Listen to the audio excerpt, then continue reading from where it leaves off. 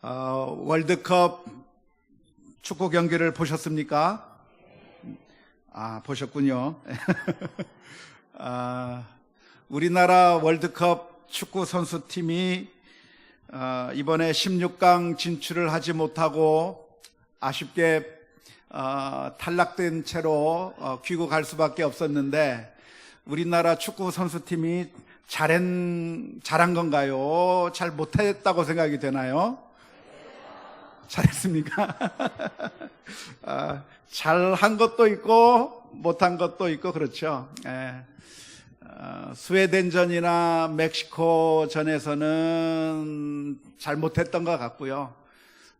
그런데 점점 좀 나아진 것 같은데, 독일전에서는 아주 참 놀라운 결과를 가져와서 전 세계를 깜짝 놀라게 하는 그런 일이 있었던 것 같습니다.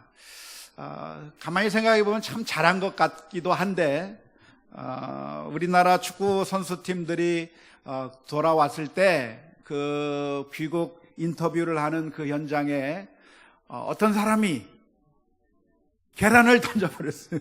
계란을 던져서 아주 참 분노를 표현하고 그랬는데 참 마음이 아프더라고요. 저 선수들이 정말 최선을 다해서 뛰었을 것이고, 마음에 안 드는 부분이 있다고 해서 그렇게 자신들의 의사를 저렇게 분노로 표현하는 것이 과연 옳은 일 것인가 하는 걸 생각하면서 안타까운 마음을 좀 가졌습니다. 아마 우리 축구 대표팀을 평가한다고 하면 잘한 점도 있겠고 못한 점도 있겠지만, 그래서 잘한 점들에 대해서는 박수를 쳐줘야 할 것이고, 또 못한 점들에 대해서는 질책하는 것도 어느 정도 필요하겠다 생각이 들지만, 그런 식으로 하는 것은, 무례하게 하는 것은, 우리 지난주에 살펴보았던 사랑은 무례하지 않는 것이라고 했는데 너무나도 아쉬운 표현이 아닐까, 그런 마음이 들었습니다. 그런데 우리들은 항상 어떤 일들을 바라볼 때 똑같은 것을 바라보면서도 어떤 사람들은 좋은 시각으로 바라보는 사람이 있는가 하면, 어떤 사람들은 아주 부정적인 시각으로 이 세상 만물을 바라보는 그런 경우가 있는 것 같습니다. 아마 우리 여기에 계신 대부분의 많은 분들은 아마 잘했다고 말씀하시는 거 보니까 정말 마음이 좀 따뜻하신 분들 같아요. 좋은 점을 보려고 하고 인정해 주려고 하는 그것이 얼마나 감사한지 모르겠습니다. 오늘은 맥주 감사 주일인데요. 맥주 감사 주일의 유래는 보리 추수가 마친 후에 보리 추수를 한 것을 보면서 기뻐하고 감사하면서 하나님께 감사의 시간을 보냈던 것이 맥주 감사 주일의 유래라고 할 수가 있겠습니다. 요즘에는 보리 농사를 대부분 잘 안 짓고, 요즘에는 양파를 요즘 거두니까 양파 감사 주일을 해야 되나 그런 느낌이 들긴 하는데요. 하지만 보리를 농사 짓지 않더라도 우리들이 한 해의 중간에 1년을 시작하고 어쩌면 여름으로 들어가서 날씨가 더워지고, 그리고 우리들의 마음에 불평과 불만이 생기기 쉽고 짜증이 나기 쉬운 이 시점에 우리가 다시 한번 하나님의 은혜를 기억하고 그리고 감사하는 시간을 갖는다고 하는 것은 참 중요하다고 믿습니다. 특별히 이래서 오늘 맥주 감사 주일을 맞이해서 우리가 하나님을 생각하고 감사하는, 그리고 어쩌면 초라한 성적이 있음에도 불구하고 그 초라한 성적을 이룬 그 우리 한국팀을 보면서 계란을 던지는 것이 아니라 참 잘했다, 수고했다라고 말을 할 수 있는 그런 마음들이 있는 것처럼, 어쩌면 오늘 우리들의 삶도 되돌아보면서 불평과 원망을 하기보다는 하나님 앞에 감사할 수 있는 시간이 되었으면 좋겠다고 하는 생각으로 오늘 시편 136편의 말씀을 한번 묵상하면서 은혜를 나누고자 합니다. 시편 136편은 어떤 시냐 하면 하나님께 감사를 드리는 시인데요, 어쩌면 추수를 마친 다음에 하나님께서 정말 많은 수확을 주시고, 그리고 하나님께서 우리들에게 먹을 것을 많이 공급해 주셨다고 하는 사실을 생각하면서 하나님 앞에 감사를 드리는 찬양이 시편 136편의 시편이라고 생각을 합니다. 시편 136편 마지막 절 부분 25절에 보면 모든 육체에게 먹을 것을 주신 이에게 감사하라, 그 인자하심이 영원하미로다 라고 노래하고 있는데, 그만큼 어쩌면 이 136편을 쓴 이 시를 쓰게 된 동기가 무엇이냐면 추수를 마친 다음에 농사를 짓고 수고하고 애쓴 다음에, 그래서 수많은 수확을 거둔 그 모습을 보면서 우리들에게 많은 먹을 것을 주신 하나님 앞에 감사하며 찬양하는 시가 시편 136편의 시라고 생각을 합니다. 그런데 시편 136편의 말씀을 우리가 가만히 읽어보면 추수에 대한 이야기는 거의 없고요, 어떤 이야기들이 나오냐면 엉뚱한 것에 대한 감사의 이야기들로 가득 채워져 있습니다. 예를 들어서 4절부터 9절까지의 말씀을 보면 성경을 이렇게 보시면서 어떤 내용들이 있는지 확인해 보면 좋을 것 같은데요, 시편 136편 4절서부터 9절까지의 내용은 하나님께서 천지를 창조하신 것을 회상하면서 하나님께서 천지 만물을 이렇게 창조해 주셨다고 하는 사실을 보면서 감사하는 내용이 기록되어 있습니다.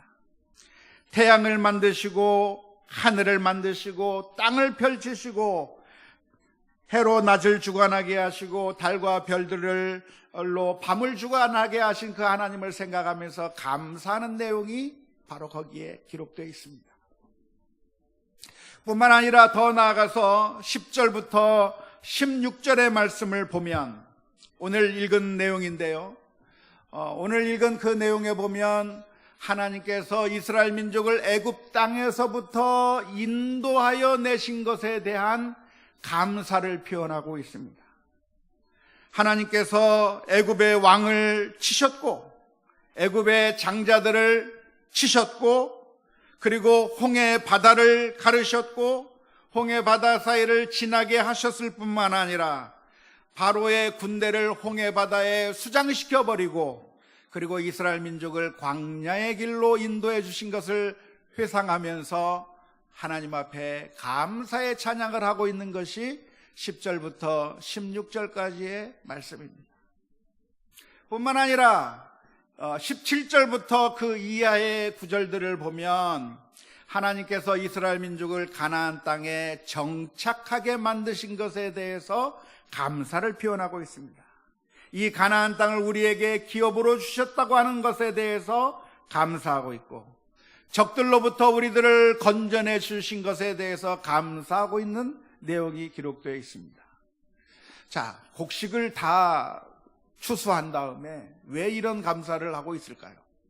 그 이유가 무엇이냐면 지금 내가 씨를 뿌리고 그래서 그것이 잘 자라나고 그리고 추수하게 된 그 모습을 바라보게 될 때 이것이 그냥 우연히 이루어진 것이 아니라 사실은 그 이전에 있었던 모든 것들이 다 하나하나 다 연결이 돼서 오늘 내가 이런 수확을 거두었다고 하는 사실을 발견할 수 있게 되기 때문에 하나님 앞에 감사하고 있는 줄로 믿습니다.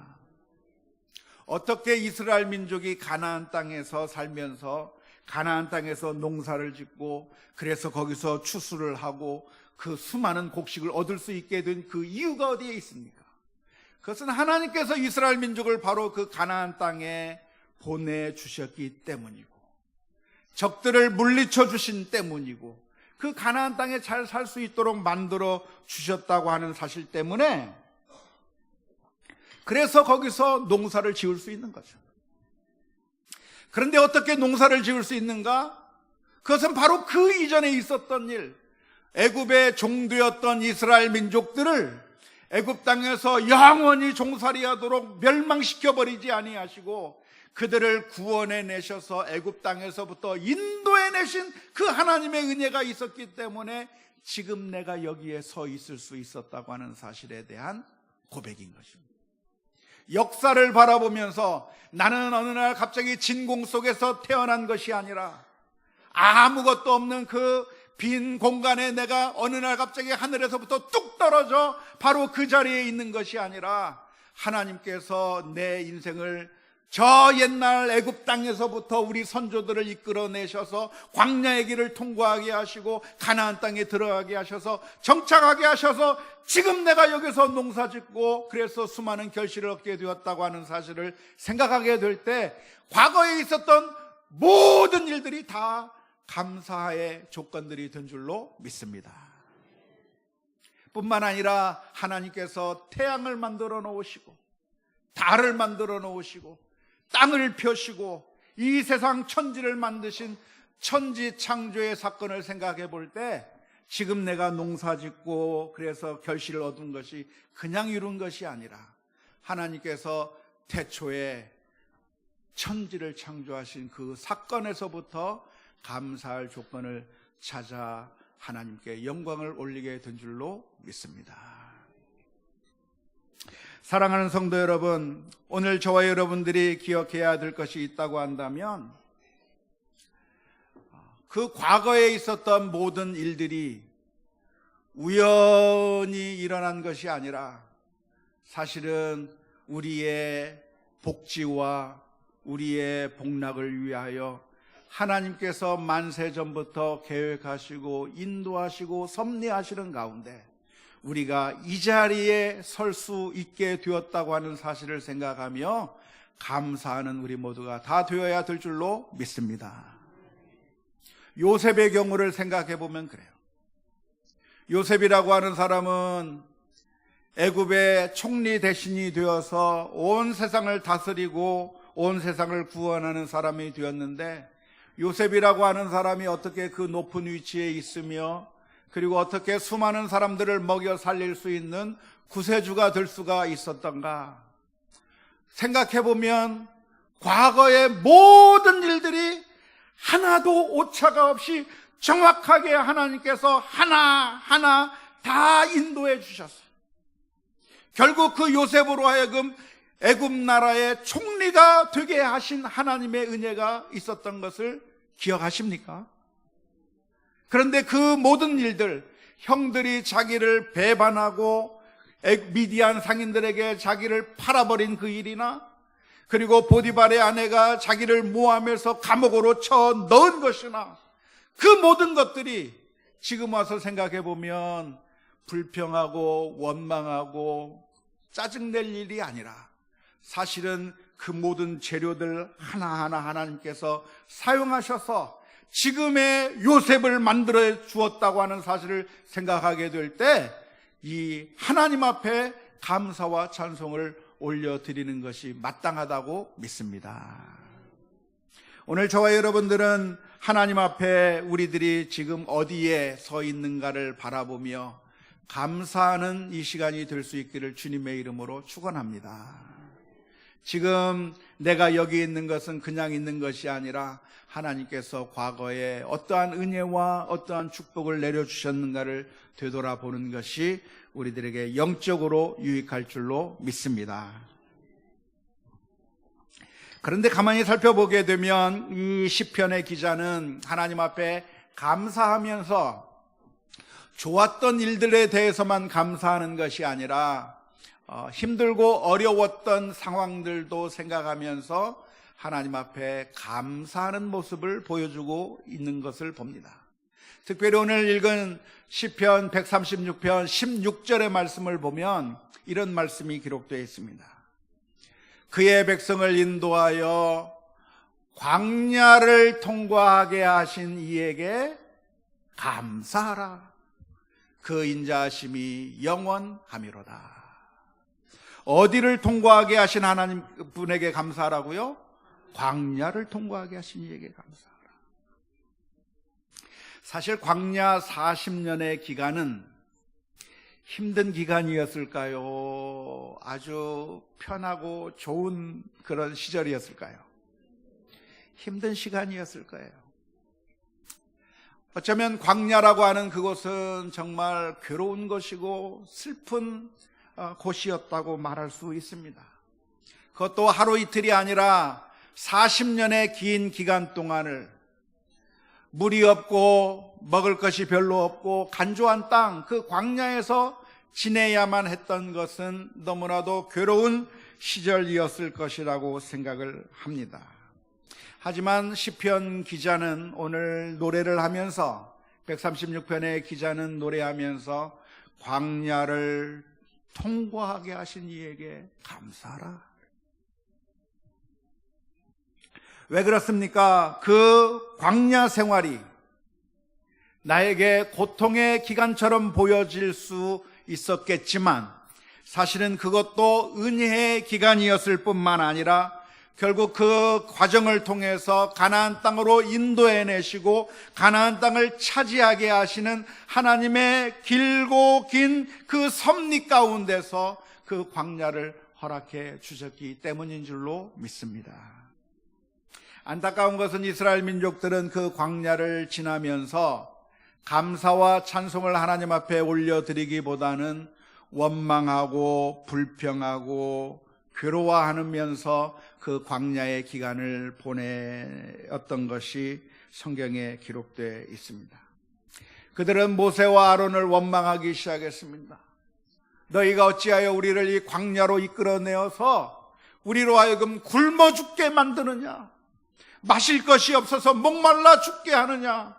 애굽에 매장지가 없어서 우리를 이곳에 끌고 와서 이곳에서 죽게 만드는 것이냐고 모세와 아론을 향해서 원망하였고 궁극적으로 하나님을 향해서 원망하고 불평했던 것이 이스라엘 민족의 모습이었습니다.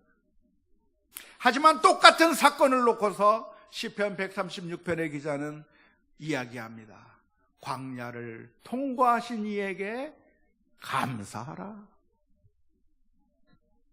왜 이런 차이가 나옵니까? 그것은 시편 기자가 그것을 경험하지 아니하였기 때문이 아니고 그저 후대에 있었던 사람이었기 때문에 이런 고백을 할 수 있는 것이 아니고 그것은 관점의 차이였을 것이라고 믿습니다. 어떤 관점의 차이입니까?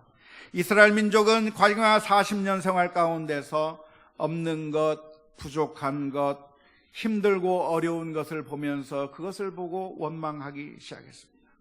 물이 없다고 원망했고 먹을 것이 없다고 원망했고 고기와 마늘과 파가 없다고 불평했습니다. 하지만 이스라엘 민족의 그 광야 40년의 기간은 힘들고 어려운 기간이 아니라 매일매일 하나님의 은혜를 체험할 수 있는 은혜의 기간이었다고 하는 사실에 주목해 보아야 될 줄로 믿습니다.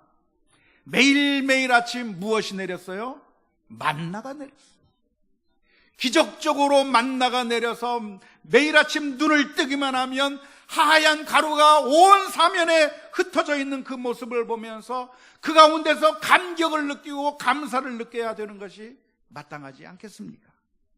구름 기둥과 불 기둥을 보면서 그리고 성막을 보면서 하나님이 우리와 함께 계시다고 하는 사실을 발견하면서 감사해야 되는 것이고 이스라엘 민족은 가야 할 방향이 있었고 그리고 이스라엘 민족들은 가족들이 있었고 약속이 있었고 이스라엘 민족은 더 이상 애굽 땅에서 받았던 그런 고통과 그런 아주 학대를 더 이상 받지 않아도 되는 그들은 자유의 몸이 되었다고 하는 사실도 감사의 조건이 될 줄로 믿습니다.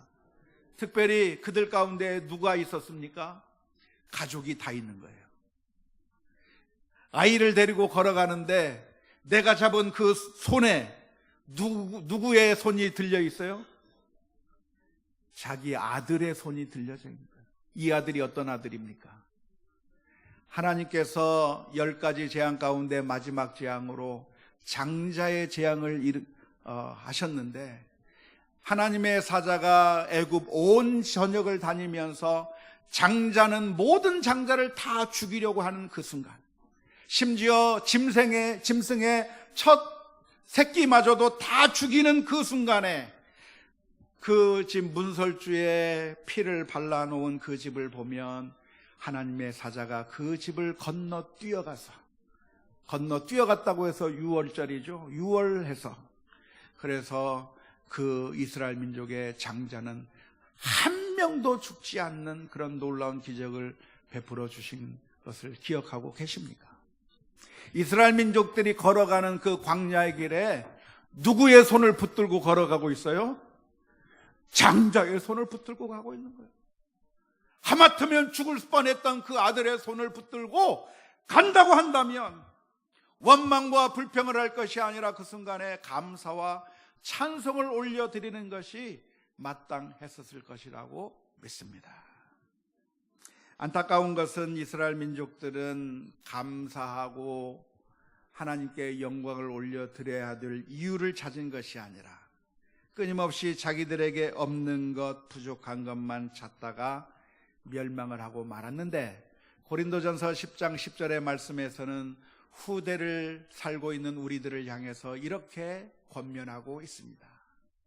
그들 가운데 어떤 사람들이 원망하다가 멸망시키는 자에게 멸망하였나니 너희는 그들과 같이 원망하지 말라. 믿습니까? 따라서 한번 합시다. 원망하지 맙시다. 불평하지 맙시다. 감사합시다.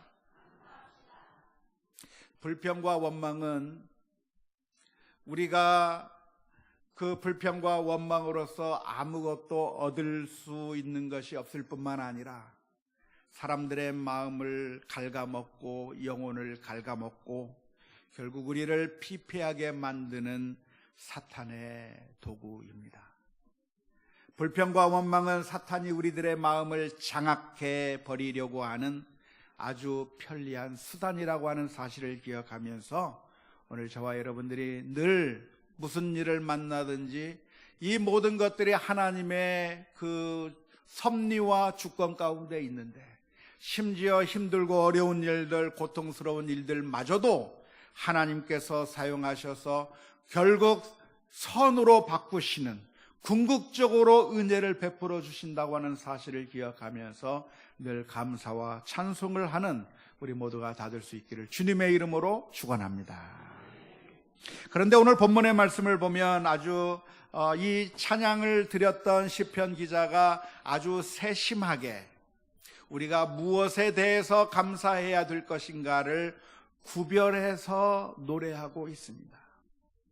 본문을 가만히 읽어보면 이런 일을 베푸신 하나님께 감사하라 하면서 뭐라고 이야기합니까? 왜 감사해야 되는가?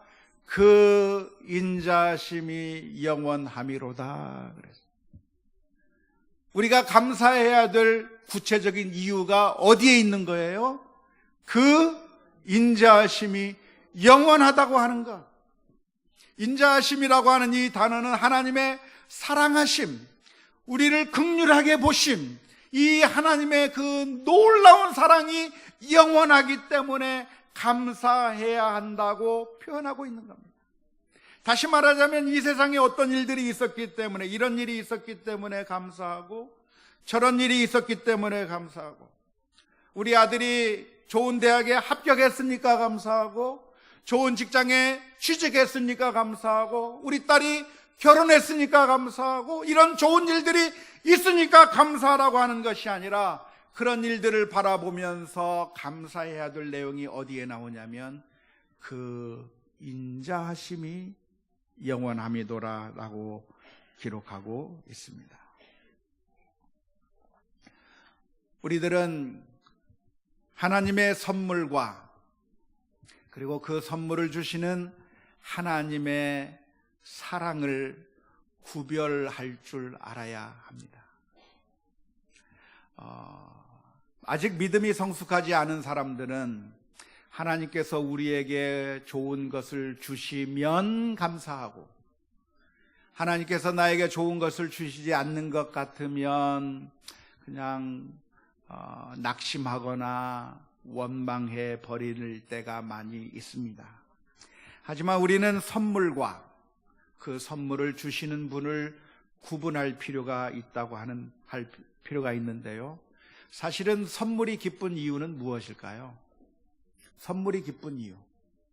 선물이 기쁜 이유는 그 선물 자체도 좋지만 사실은 그 선물을 주는 그 사람의 마음이 고마워서 기쁜 거 아닙니까? 전 그래요. 누군가 나에게 선물을 준다고 한다면 선물의 가치 때문에 좋은 것이라기보다는, 물론 더 좋은 걸 주면 더 좋겠죠. 더 비싸고 더 값나가고 아주 귀한 것을 준다고 하면 더 좋겠기는 하겠지만, 그러나 그렇지 않다고 할지라도 그것을 챙겨주려고 하는 그 마음을 생각하면 너무나도 감사한 것이죠. 우리가 하나님을 바라볼 때도 역시 이런 구분을 할 필요가 있는데요. 우리가 하나님으로부터 무엇인가를 받는 것 때문에 감사하게 된다고 하면 어쩌면 우리 축구를 바라보는 우리 국민들의 마음과 비슷하지 않을까 싶습니다. 스웨덴한테 패하니까 실컷 욕을 하고, 멕시코한테 또 지니까 또 욕을 하다가, 독일한테 이기니까 갑자기 태도가 180도 바뀌어서 최고의 팀이라고 박수를 치는 그 결과에 따라서 일희일비하는 게 우리들의 모습이에요. 하지만 그 선수의 가족이라면 어떨까요? 그 선수의 가족이라고 한다면 잘하든 못하든 대견스러운 것이고 자랑스러운 것이고 끝까지 사랑스러울 것이라고 믿습니다. 오늘 우리가 하나님을 바라볼 때 하나님이 나에게 무엇인가를 주기 때문에 내 인생이 편안하고 건강하고 그리고 모든 것들에 부족함이 없고 하나님께서 나에게 그 많은 축복을 허락해 주셔서 그래서 그것 때문에 감사하다고 한다면 이스라엘 민족처럼 우리는 아무 것이 없어 보일 때 원망하기가 쉽습니다. 하지만 우리가 바라보아야 할 것이 있다고 한다면 하나님이 우리를 얼마나 사랑하고 계시고 그 사랑이 변함이 없는가를 바라보며 하나님께 감사와 찬송과 영광을 올려드려야 될 줄로 믿습니다. 사랑하는 성도 여러분, 어쩌면 우리가 금년 상반기를 결산해 볼 때 어떤 분들은 금년 상반기를 보면서 참 좋은 상반기를 보냈다고 그렇게 말할 수 있는 분들도 계실 겁니다. 하지만 아마도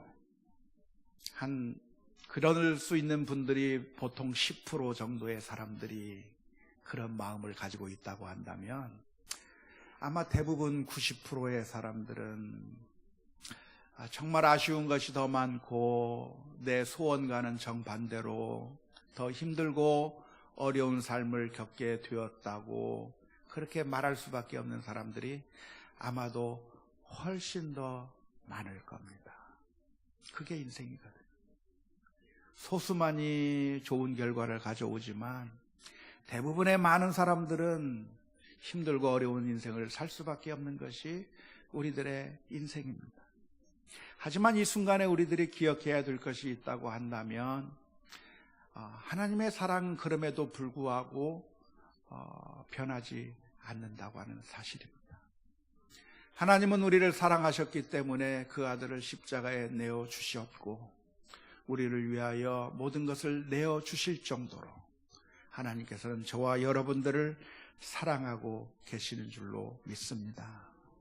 그래서 우리는 하나님께서 나에게 어떠한 선물, 어떠한 결과를 주셨는가를 바라보면서 그것이 좋으면 감사하고 그렇지 않으면 감사의 마음이 없이 원망과 불평과 그리고 낭만 가운데 살아가는 것이 아니라 사실은 하나님께서 우리들의 인생을 하나하나 인도하시는데 정말 정말 힘든 그 모든 것들도 사실은 하나님께서 놀라운 은혜 가운데 주신다고 하는 사실을 생각하면서 감사해야 될 줄로 믿습니다. 요셉의 인생 가운데 그 요셉을 감옥에 쳐넣기도 하시고 종으로 팔아버리는 일들이 있었지만 결국은 하나님의 목적은 그 요셉을 망가뜨리는 것이 아니라 다시 세우시고 일으키시고 하나님의 은혜를 부어주시기를 원하셨던 바로 그 하나님이 바로 우리들의 하나님이시고 오늘 시편 136편에서 노래하고 있는 이 시편 기자의 감사의 조건이 바로 그것이라고 믿습니다. 원하기는 저와 여러분들의 삶 가운데서 하나님의 은혜와 사랑을 헤아려 보면서 늘 감사하고 찬양하며 나아가는 우리 모두가 다 될 수 있기를 주님의 이름으로 축원합니다.